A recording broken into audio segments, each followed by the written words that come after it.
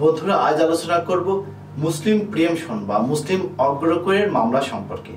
এই মামলার সুবিধা হচ্ছে যে আগে টাকা জমা দেওয়ার দরকার হয় না, কিন্তু এই মামলা কেন, কখন, কিভাবে করতে হয়, এই মামলা করে জমি পাওয়ার নিয়মাবলী কি, কারা এই মামলা দায়েরের অধিকারী, আর এই মামলা করে জমি পেতে কত সময় লাগে, কত দিনের মধ্যে মামলা করতে হয়, কখন এই মামলার অধিকার প্রয়োগ করা যায় না, সেসব বিষয়ে আইনি আলোচনা নিয়ে আমি PM সিরাজুল ইসলাম সিরাজ প্রামাণিক, আইনজীবী, বাংলাদেশ সুপ্রিম কোর্ট, আজ আপনাদের মাঝে হাজির হয়েছি। তবে মূল আলোচনা শোনার আগে আমাদের ল টিপস বিডি চ্যানেলটি সাবস্ক্রাইব করুন, বেল বাটনে ক্লিক করুন। শুরুতেই জেনে নিই প্রিয়েমশন বা অগ্রক্রয় কি জিনিস। অন্যদের চেয়ে একজনের অগ্রাধিকার ভিত্তিতে ক্রয় করার অধিকারী হচ্ছে প্রিয়েমশন। মুসলিম আইনে এই প্রিয়েমশন বা অগ্রক্রয়কে ছাপা বলে অভিহিত করা হয়। কৃষি এবং অকৃষি জমির ক্ষেত্রে অগ্রক্রয় আইনে কিন্তু কিছু পার্থক্য আছে। অকৃষি জমির ক্ষেত্রে শরিক সূত্রে মালিক হলে তাদের অগ্রক্রয় অধিকার সবার আগে জন্মে। এরপরে কেনার মাধ্যমে যারা শরিক হয় তারা অগ্রক্রয়ের অধিকার পাবেন, কিন্তু পার্শ্ববর্তী সংলগ্ন জমির মালিক কোনো সুযোগ পাবে না। কিন্তু কৃষি জমির ক্ষেত্রে ক্রয়ী এবং উত্তরাধিকার সূত্রে মালিক ছাড়াও পার্শ্ববর্তী সংলগ্ন যিনি জমির মালিক তিনিও কিন্তু এই অগ্রক্রয় অধিকারটা পাবেন। অনেকে জানতে চান আগন্তুক ক্রেতা প্রিয়েমশনের হাত থেকে বাঁচতে জমির মূল্যমান তুলনামূলক দ্বিগুণ বেশি দেখিয়েছে। নো টেনশন, আদালতে যদি প্রমাণ হয় যে আইন অনুযায়ী অগ্রক্রয়ের অধিকারীরা যাতে কিনতে না পারে সেজন্য যত টাকা লেনদেন হয়েছে দলিলে তার চেয়েও আরো বেশি টাকা দাম লেখা হয়েছে, তবে সেই টাকা বাদ দিয়ে বকরি টাকা ক্রেতাকে ফেরত দেওয়ার কিন্তু মাননীয় আদালত আদেশ দিতে পারেন। একইভাবে জমি কেনার পরে ক্রেতা ভূমি উন্নয়ন কর যদি দিয়ে থাকে, মাটি ভরাট করে, বিদ্যুৎ লাইন, দেনা পরিশোধ ইত্যাদি যদি উন্নয়নের ব্যাপারে কোনো খরচ করে থাকে সেই টাকাও ক্রেতাকে ফেরত দেওয়ার আদেশ দিতে পারেন। তবে উত্তরাধিকার সূত্রে শরিক যদি কোনো জমি কেনে তবে তার বিরুদ্ধে অগ্রক্রয় মামলা কিন্তু করা যায় না। তাছাড়া যাদের 60 বিঘার জমি আছে তারা অগ্রক্রয়ের অধিকার প্রয়োগ করতে পারবেন না। 60 বিঘার কম জমি থাকলে 60 বিঘা পূরণ করতে যে পরিমাণ জমি লাগে সেই পরিমাণ জমি অগ্রক্রয়ের মামলা করে তিনি পেতে পারেন। আর 1949 সালের অকৃষি প্রজাস্বত্ব আইনের 24 ধারার বিধান অনুযায়ী কিন্তু অগ্রক্রয়ের মামলা চলে না যদি বিকৃত জমি বসত বাড়ি হয়, স্বামী স্ত্রীকে বা স্ত্রী স্বামীর বরাবর উইল বা দানমূলে যদি কোনো সম্পত্তি হস্তান্তর করে থাকে, রক্তের সঙ্গে সম্পর্কযুক্ত 3 পুরুষের কোনো দান বা উইল মূলে যদি হস্তান্তর করে থাকে, মুসলিম আইনে ওয়াকফ বা ধর্মীয় কারণে উৎসর্গীকৃত, এসব কারণে কিন্তু সেই জমি অগ্রক্রয়ের অধিকার প্রয়োগ করা যায় না। আর 2006 সালের সংশোধনী অনুযায়ী 96(1)(b) ধারা অনুযায়ী জমি রেজিস্ট্রির পর কোনো অবস্থায় আপনি 3 বছরের অধিক সময় পরে মামলা করতে পারবেন না। এখন জানার বিষয় যে কে কে এই অধিকার প্রয়োগ করতে পারেন।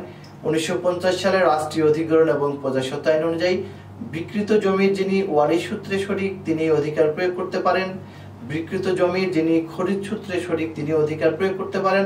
আর মুসলিম আইনের 231 ধারা অনুযায়ী যে মামলা করতে আগে টাকা জমা দেওয়ার প্রয়োজন নেই সেই মামলার ক্ষেত্রে 3 শ্রেণীর ব্যক্তি অগ্রক্রয়ের অধিকার দাবিটা করতে পারেন। 1. সম্পত্তির সহ অংশীদার।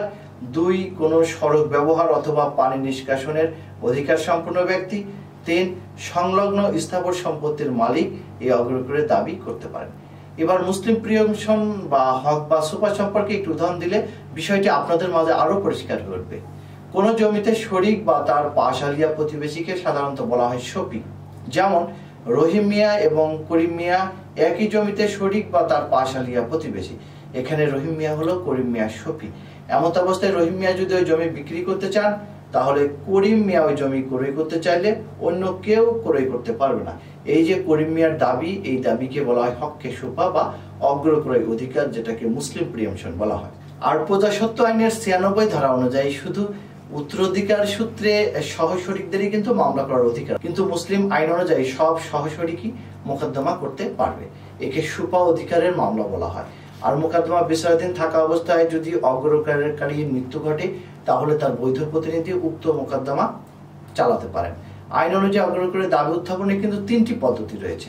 প্রথম দাবি, আপনি জমি ক্রয় করার পূর্বে অগ্রক্রয়ী ব্যক্তিকে বিক্রয় সম্পূর্ণ হওয়ার সংবাদ পাওয়ার সাথে সাথে অগ্রকরের অধিকার প্রয়োগের ব্যাপারে আপনার অভিপ্রায় ব্যক্ত করতে হবে যে এই জমি আমার কেনার অধিকার, আমি কিনতে চাই, কিন্তু আমাকে বাদ দিয়ে আরেকজনের কাছে জমিটাকে বিক্রয় করা হয়েছে। এটা মৌখিক হতে পারে কিংবা লিখিতভাবেও আপনি এই অভিপ্রায়টা ঘোষণা করতে পারেন। প্রথম দাবির জন্য কোনো সাক্ষীর উপস্থিতি অপরিহার্য নয়। সাক্ষীর অনুপস্থিতির কারণে প্রথম দাবি অবৈধ হবে না। তবে প্রথম দাবি যে যথাযথভাবে এবং যথাসময় করা হয়েছে এই বিষয়ে কিন্তু আদালত আপনাকে প্রমাণ করতে হবে। এই দাবিকে বলা হয় তলবি মুসিবত বলা হয়। এরপর রয়েছে দ্বিতীয় দাবি। এই দাবি কমপক্ষে দুজন সাক্ষীর সামনে হতে হবে।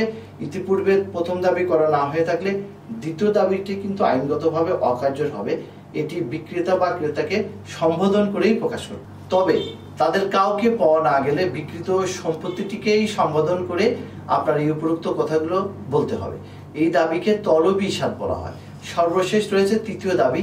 প্রথম দুটি দাবির পর যদি ক্রেতা মেনে নেয় এবং তার নিকট সম্পত্তি বিক্রয় করে দেয় তাহলে অগ্রকরের দাবিটা বাস্তবায়িত হবে। সেক্ষেত্রে আর কোনো অতিরিক্ত আনুষ্ঠানিকতার প্রয়োজন হবে না এবং ক্রেতার স্থলে অগ্রকরীকারী প্রতিস্থাপিত হিসেবে গণ্য হবে। কিন্তু যদি প্রথম দুটি দাবির পর অগ্রকরীকারী বিকৃত সম্পত্তিটি পুনরায় ক্রয় করতে ব্যর্থ হন তাহলে তাকে কিন্তু আদালতে মুসলিম প্রিয়মশন করেই জমিটি পাওয়ার ক্ষেত্রে ডিগ্রি দিতে হবে।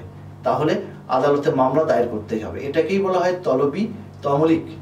এ বিষয়ে যদি আপনাদের আইনগত আরো কিছু জানার দরকার হয়, মুসলিম প্রিয়ম সম্পর্কে যদি আপনাদের কোনো বই পুস্তক, উচ্চ আদালতের সিদ্ধান্ত কিংবা মামলার ড্রাফটিং কিংবা রিলেটেড কোনো কিছুর প্রয়োজন হয় তাহলে আমাদের সাথে যোগাযোগ করতে পারেন। ভিডিওর স্ক্রিনে মোবাইল নম্বর, ইমেল নম্বর, হোয়াটসঅ্যাপ নম্বর দেওয়া আছে। আমরা উপযুক্ত সম্মানে প্রাপ্তির মাধ্যমে পরামর্শ এবং এগুলো সরবরাহ করে থাকি। আজ এ পর্যন্তই। সবাই ভালো থাকবেন, সুস্থ থাকবেন। আমাদের চ্যানেলটিতে সাবস্ক্রাইব করতে ভুলবেন না।